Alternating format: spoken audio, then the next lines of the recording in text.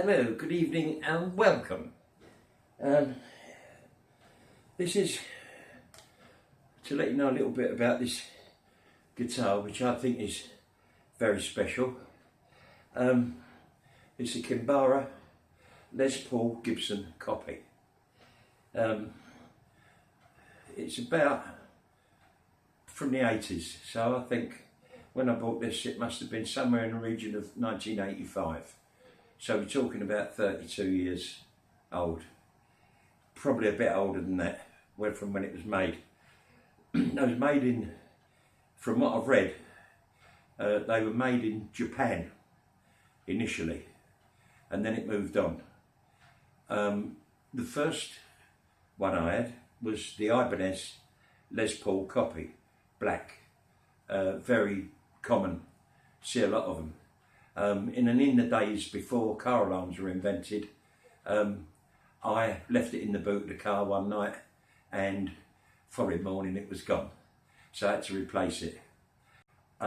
These were high-end, well-made copies, and I believe there was some litigation from Les Paul back in the day, because they were turning out copies of these guitars that were better than, or as, if not as good as the original Les Pauls, fitted with the same pickups and everything. So it's never done the rounds gigging, because I always used it for cabaret. So it's only been used for a couple of numbers when I was working of a night. It's not a gigging guitar, it's not been out with a band, so it's not been slung about and chivied up and all the rest of it. So it's, for its age, the condition, it's almost pristine. But it's probably likely that the strings could do with changing to make it absolutely 100%, because they've probably gone out with themselves. Although the tuning ain't bad. From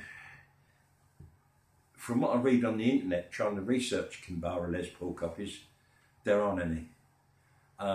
It tells me they're very collectible. And you can't find them for love nor money.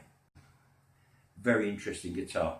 So the theory is they're made out of mahogany, at least they look like it, or maybe oak, I don't know, but I can tell you that it's a very, very heavy guitar, and extremely solid. The way this differs from the ordinary Les Paul copies is that on those you would have these four knobs, which for you selected your pickups, and a button to go across each one or both or whatever, and that's it. That's what you got. All of them, look them up now, that's all they've got. With this one, it's got built-in sound effects in there, and this is what gives it a lot of weight. Again, the word is that when these were made, they used humbucker pickups. I can't swear that these are humbuckers, but the sound quality is phenomenal. So they probably are. And that's another thing that Les Paul company didn't like. They wasn't using cheap carbon pickups, although some probably do, but these are not on these, they're high end. You've got these effects you can add in while you're playing. And you can bypass, so you've got effects, bypass. So for normal guitar, if you're just strumming along, whatever, you play on bypass. When you're slinging the effects, there's a preamp in there, and it shoots the volume up by about 80%. So what you do is you're playing normal guitar. Should point out I played the drums originally, so I'm more on the guitar. I'm more of a Les Dawson than a John Segovia.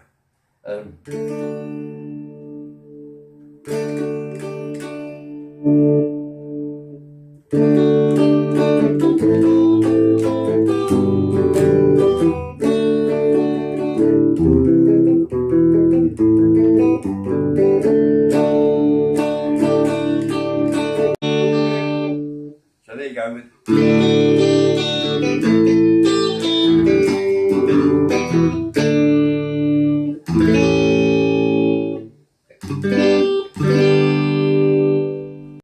then you've got your wah-wah effect.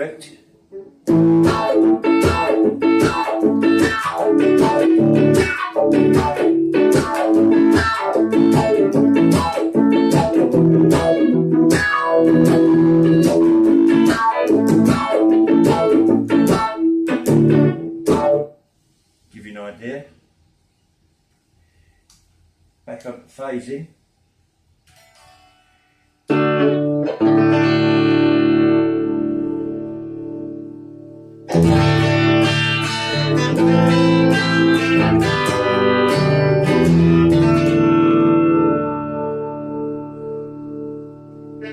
Sustain.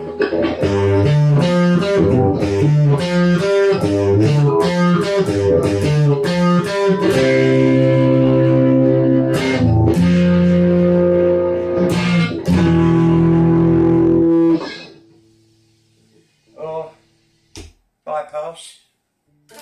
Turn up.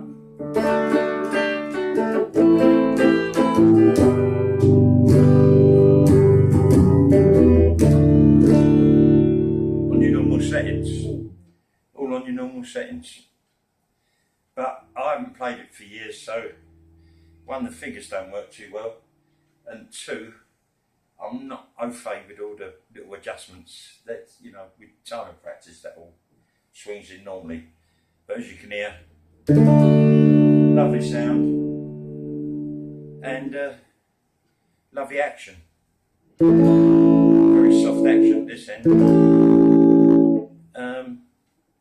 There you have it.